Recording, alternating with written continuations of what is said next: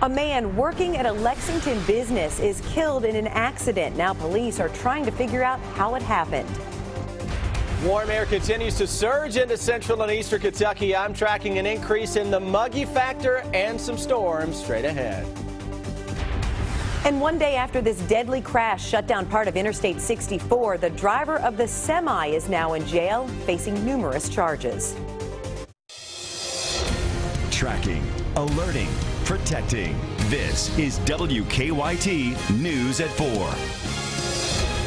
Good afternoon, I'm Jennifer Palumbo. We have one more nice day before it turns stormy and steamy.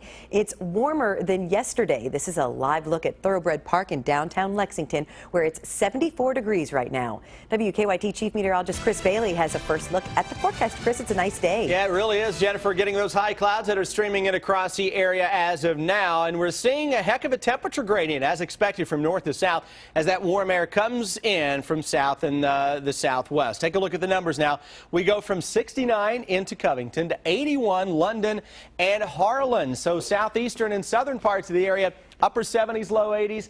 A lot of low and mid 70s now across parts of the Bluegrass region. Here's the view in Lexington. A little more in the way of some cloud cover out there this afternoon. Those were ice crystal clouds that we were seeing today, giving us a nice little halo, a ring around the sun. Absolutely gorgeous. That's the sun hitting some of those ice crystal clouds, giving that halo effect. 74 degrees. Humidity is up a little bit from yesterday at 45%. We're going to continue to get in on a little increase in humidity. Live first alert defenders, some lighter showers into western Kentucky. Nothing to really get too excited about. Broaden out the view. And the clouds that we have out there now, the ice crystals, back into western Kentucky. Clouds are thickening a little bit. Showers, thunderstorms are developing well to our west. And we could see a sprinkle late this evening. Most areas, though, with a much warmer evening as temperatures drop from the low 70s into the mid 60s. So as Jennifer mentioned, some steam and some storms ahead, with the focus of the forecast when I come back in less than 15 minutes. Thank you, Chris. Investigators are trying to figure out how a man died in a workplace accident at a Lexington business. Emergency crews were called to Tyson, Granite, and Stone off Russell Cave Road around 10 this morning. Lexington fire officials say crews responded for an injured worker, but by the time they got there, the man was dead. WKYT's Monique Blair is live with the latest. It's our top story at 4. Monique. Jennifer, an employee who works here at Tyson, Granite, and Stone, died today after police say a slab of granite fell on him somewhere beyond the gate behind me around 10 o'clock this morning. Now, Lexington police say the employee, along with other employees, were moving a piece of granite this morning when somehow that employee was struck. Police and fire got the call for help around 10:19, and when they got here, that employee was pronounced dead. Now, an investigator with the Kentucky Labor Cabinet did come out here earlier today to open an investigation. The Lexington police tell me their preliminary investigation says this was just an accident. I'm reporting live in Lexington. Monique Blair, WKYT. Tyson, Granite, and Stone is closed until further notice. A SWAT team in Ohio has captured 2 men wanted for murder here in Kentucky. State police say Christopher Coleman and Kurt Garrett were arrested overnight in Columbus. WKYT broke the news this morning. Police say Coleman, Garrett, and Don Attaway killed Roy Combs. His body was found yesterday near a rock quarry in Clark County. Attaway was arrested yesterday. He's charged with murder. The men arrested overnight in Ohio are charged with murder and attempted murder. Police say another person was hurt in the deadly attack. State police say it'll be a few days before Coleman and Garrett are brought back to the Bluegrass State. Kentucky State Police have arrested the semi-driver involved in a crash on I-64 yesterday that killed a 71-year-old Louisville woman.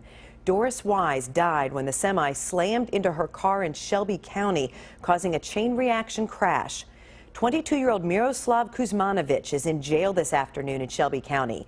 The Washington man faces reckless homicide and several other charges. Coming up at 5:30, we'll take a closer look at out-of-state truckers and who regulates them. Our reporters are working on a number of other stories for WKYT News starting at 4:30. Sam Dick joins us from the newsroom with a look at some of the news in progress. Good afternoon, Sam.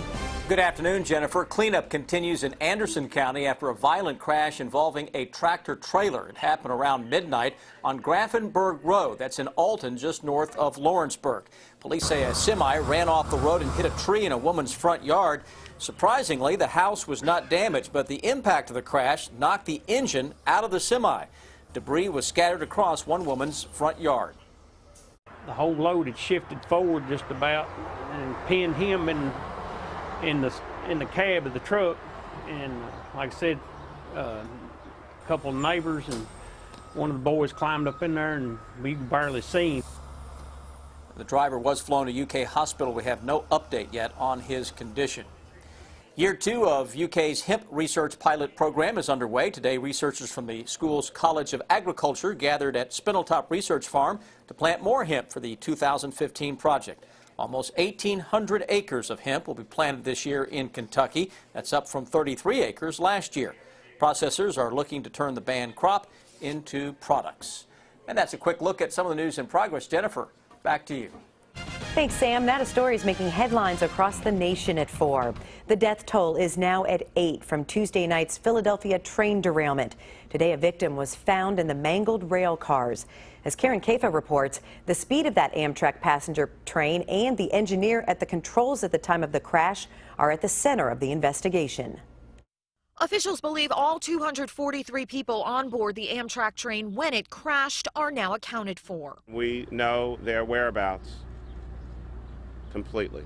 The investigation into the derailment entered a second full day Thursday with a focus on the train's engineer and on its speed. The NTSB said preliminary data indicates Amtrak 188 was traveling at 106 miles per hour just prior to derailment. That's more than twice the 50-mile-per-hour speed limit for the curve where it wrecked. At the train's controls Tuesday night, 32-year-old Brandon Boston, who survived and has spoken with authorities. His attorney told ABC's Good Morning America right now his client remembers nothing of the crash. He has absolutely no recollection whatsoever of the events. I'm told that his memory is likely to return as the concussion symptoms subside.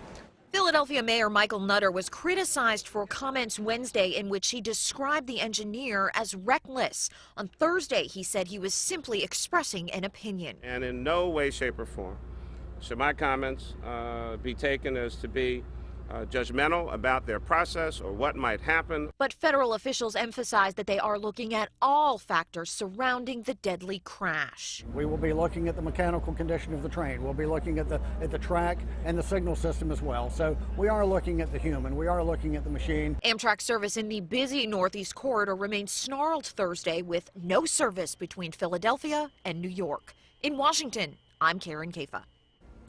The number 2 man in charge of President Obama's safety is retiring. It comes as a new report finds 2 senior Secret Service agents were likely impaired by alcohol when they drove a government vehicle through the scene of a bomb investigation at the White House. The Homeland Security Inspector General says Mark Connolly and George Ogilvy attended a work party in March, then spent 5 hours at a bar ringing up a significant tab before getting in their government SUV and driving back to the White House. Both agents are on administrative leave, and Deputy Special Agent Connolly now plans to retire. New England Patriots quarterback Tom Brady has just filed an appeal to his 4-game suspension. The NFL penalized Brady on Monday and fined his team $1 million for Brady's role in deflating footballs during the AFC Championship game. The NFL now has to decide whether to hear Brady's appeal within the next 10 days.